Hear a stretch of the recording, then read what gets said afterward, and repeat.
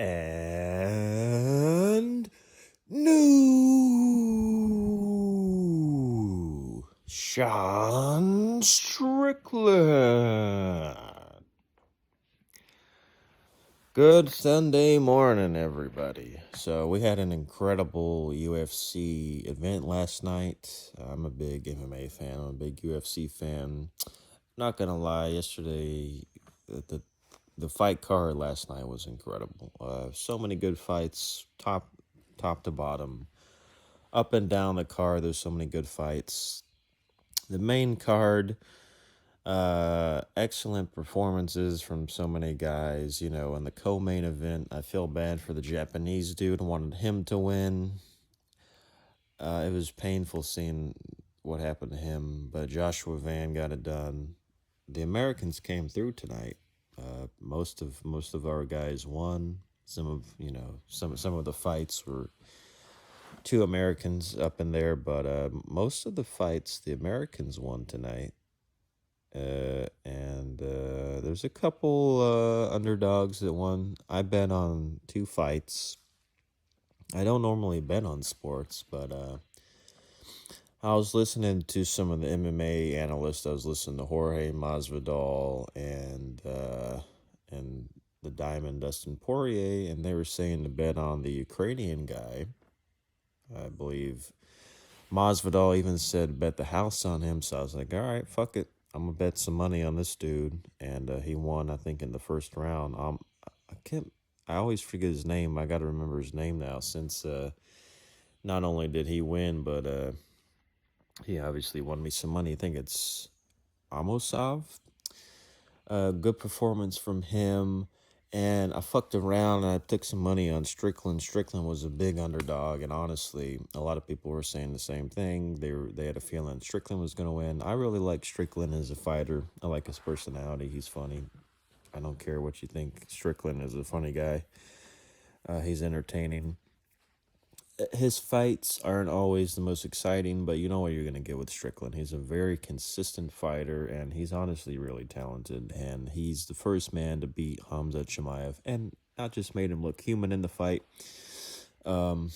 He did something similar to Adesanya. You know, Adesanya now has a lot of losses up in the UFC, but at the time when he lost to Strickland, he only had, I think, 2 losses, and one of those was to Pereira. So what Strickland did to Israel Adesanya, no one had really seen be done to him before. You didn't expect Strickland to do that with his style, but Strickland is very dangerous, because it's just the volume that this guy has, and he's so tanky. And I had a good feeling he was going to beat Chimaev, so I bet some money on Sean, and should have bet a lot more. We got to talk about the prediction markets, because I think prediction markets, I'm now fully convinced that prediction markets are just far and away superior to everything else in the world of betting. And I just typed in, because I'm not too familiar with this stuff, and there was at least 30 or 40 million contracts being traded. There's a huge amount of contracts being traded just on the Sean Strickland and Chimaev fight. A ton of them were on Strickland, so a lot of people made money on Strickland. I made some money on Strickland. Unfortunately, you know, around like round 2, when the odds switch in his favor, because he got a reversal on Chimaev. He took Chimaev down. He had full mount on Chimaev. Or maybe not full mount, but he was mounted on Chimaev, and Chimaev was tired. He was beating up on Chimaev, and the crowd was going absolutely insane. And then the odds shifted in Sean's favor from 90-10 Chimaev to 40-60 Strickland. And I was like, oh, maybe I should just, because with prediction markets, you can sell live. It's all about the live odds. And this is a fucking game changer if you understand a little bit about sports and a little bit about odds. Like, this is so similar to the stock market. This is so similar to trading options, which is obviously very complicated. Like, this is so much easier, in my opinion, than options trading. It's like, if you can understand how to day trade options, which extremely risky to do so. This is what I do. But if you understand how options work, options are also a so-called derivative because it's about the change in value over time. But in real time, as the fight changes, I think that fights would probably be the best thing to bet on because the pendulum is swinging all over the place. There's a couple fights on this card where you have the guy who's the favorite to win, and then the odds shift because, like in the Grant Dawson Rebecca fight, I believe, if that's his name, might be saying his name wrong, but in the Grant Dawson fight, he won the first round. He was a big favorite after that round. Then he got dropped in the second round. Suddenly, people thought this dude's going to win. Also in the Kopylov fight.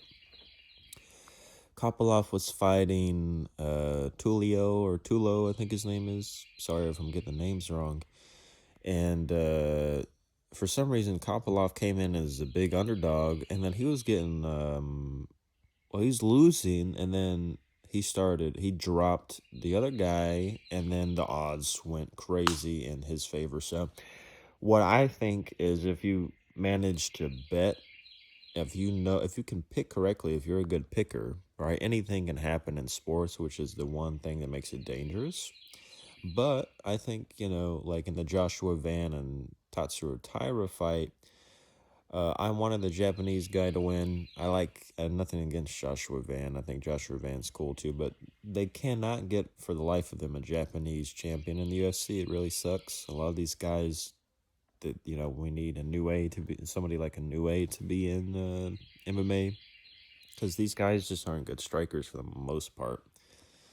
So it's sad to see what happened to Tyra, but Joshua Van had a great performance, and it was kind of obvious as soon as you saw, he got taken down in round one, but Tyra wasn't really doing any damage, and Van had all of his energy. He was getting back up, and then when he started landing, it was like, yeah, this guy's going to win. So if you would bought, as the odds shifted to Tyra's favor after the first round takedown, it was like 90 to 10. It's always like 90 to 10 or 80-20 odds, which is what the Chimaev Strickland line was before the fight started. If you buy the correct pick and you buy when the contracts become cheap, you're going to make 10 times your money in some cases. And you can even sell, just like in options, you can sell before the expiration. So as long as the fight doesn't end in that moment, which sometimes it does. But if you're able to, like, you have to make a correct pick. It's not just about buying who has the cheapest contracts. No, you still have to be correct in your pick. But if the momentum shifts and there's a little bit of uncertainty, and you pick the correct pick, to be honest, like, you could even go with the underdog who's starting to win. And if you're not certain that he's going to finish the fight and win and get the decision or whatever, you can just sell the contracts in advance and still take a profit on it, which is what I did with Sean Strickland. I really wanted to hold the contracts all the way to the end because I was like, I think Strickland's going to win here. And how satisfying would it be to have bet on him and get the full payout, which would have been a really nice payout because I locked it in at 20 cents. But Chimaev was starting to change the tides, and I was like, oh shit, well, because I can sell, just let me sell. I want to see Strickland win. And we did see him win. I was so excited, actually, even though I didn't get the full payout, which would have been nice. But I didn't lose money either, so I went 2 for 2 on my bets. I didn't bet on any of the other fights, even though they were very tempting. I would have slapped some fucking money on Joshua Van if I wasn't being emotional, like wanting the other guy to win. If I wasn't being biased. If you're completely unbiased and you're a good picker, then, oh my God, prediction markets, they're so much better than traditional betting. I would say traditional betting sites, they have like more ways to win, more things you can bet on, but because you're betting on basically a binary outcome, like who's going to win, and the live betting odds, because you don't have to lock in the money line before the fight starts. You can bet live, the live odds. You can I mean, that's a game changer because you can fuck around and buy this shit when it's like a couple pennies, and then if you win, you make $1 for a contract. So the math on that is unbelievable if you know what you're doing and you're don't bet too much money that you can't afford to lose, obviously, but you could fuck around and turn $10 into 100, and then turn 100 into 1,000, and so on. And it's just like trading stocks because you're not going to make that kind of money doing anything else. Like these odds aren't just like 2 to 1, 3 to 1. You can get some crazy ass fucking odds on the prediction market. So the prediction markets, I'm going to get addicted to this shit because like some of the shit you can bet on, like you can bet on the release date for GTA 6, which, in my opinion, not advice, but in my opinion, it's pretty much all but confirmed that that game is coming out this year. Like they've already put a release date for it, so it's like, wow, this is just easy money. Not that the payout is that incredible if you look at the payouts, but if you bet on GTA 6 to come out this year, then you get basically free money, in my opinion. I don't see how they would delay the game. If they somehow delay the game, then wow, then I guess you lose. But I mean, it's just like you can bet on the weather, right? You can bet on, will it rain tomorrow? Like I literally saw you could bet on how much rain will Chicago get in the month of May, for example. And it's like people are betting on some of the weirdest stuff, but the live sports betting is a game changer, and I'm a big UFC fan, and I bet on a couple fights before. Bet on a couple basketball games before. I've won, and then there was a fight that I bet on. It was the Alex Pereira and it was Alex Pereira and Jamal Hill when they had a fight, and I bet on DraftKings, and I bet on the fight to go longer than 1 round, and I bet like only bet like $10 on that, and we know what happened in that fight, and I was so disappointed. Not only in Jamal Hill, but that I lost my money. Like you couldn't even get out of the first round, dude. Like that's that. So like sports betting, because all kinds of crazy stuff can happen in sports. It's a tough one.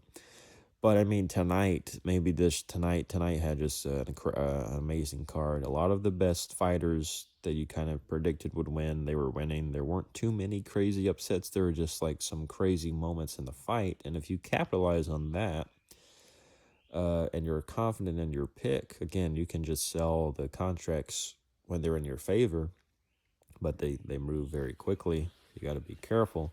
But if you pick correctly at the right time and you win, all you have to do is basically pick correctly and you win money regardless, as long as you're not betting on someone who's like a 99 to 1 favorite or 98 favorite. You're not going to get much of any money with that. So it's almost pointless. But if you have good odds, right, which is why a lot of people usually pick the dog, basically with the live betting, you're able to pick the favorite, but because of the live odds, you get better odds for the favorite. So instead of like, it's like Chimaev opened an 80 to 20 favorite against Strickland. So obviously the odds were mispriced a bit. If you would bet on Strickland at the very beginning, at the 20 odds, then you would have obviously had a 5 to 1 payout. But let's pretend that you wanted to bet on Chimaev. Well, there was a time where Chimaev was like a 30 to 60, and you could have bet on Chimaev, for example. And let's pretend Chimaev came back from losing the fight and won. So you're able to get the best of the live odds. It's an unbelievable, very risky, I guess, but I don't even know if it's more. It's only thing I think is more risky is that it's an all or nothing situation. But it's basically the same as trading stock options if you know what you're doing with that. So I don't need to make an announcement about gambling and be responsible, but prediction markets are crazy. I'm going to get into those. Very interesting. Something to do on the weekend when the market's closed, and absolutely great fights for the UFC. Looking forward to the White House card, and congratulations to Sean Strickland and Joshua Van, but congratulations to Strickland. Historic win from him, and that guy's a cool guy, I think. So That was a great event, and prediction markets are the future.